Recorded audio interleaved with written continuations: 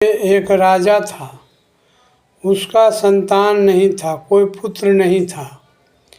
वह बेचैन रहता था बेचारा।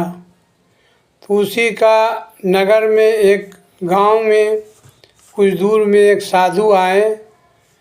तो वहाँ गया राजा और साधु जी से पूछा। तो साधु जी कहे कि आपका किस्मत में लड़का नहीं है।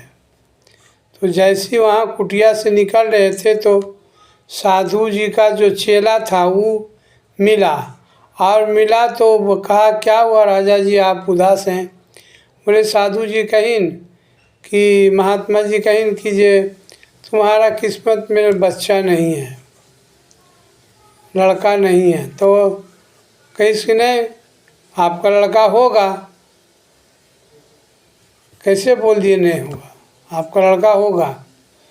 तो साधु जी सुन गए तो कहीं कि अब हम तो बता दिया उनको कि लड़का उनका नसीब में नहीं है, तुम कैसे बोल दिया? इसलिए तुमको अभी इस जोनी बदल के उसका घर में पैदा लेने पड़ेगा।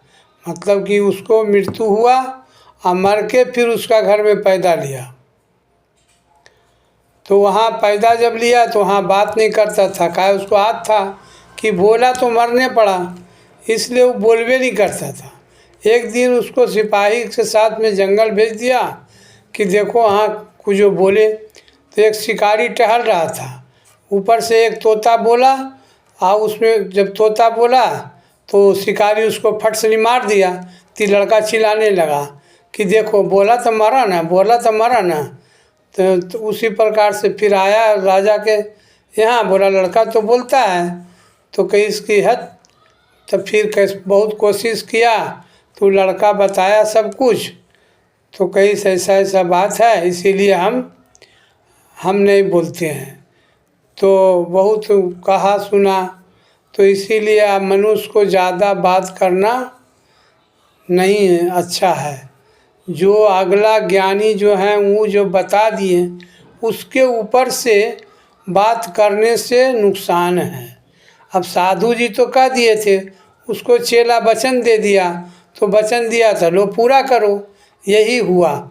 इसलिए आदमी को अपने से बड़ा से बात ऊपर नहीं बोलना चाहिए।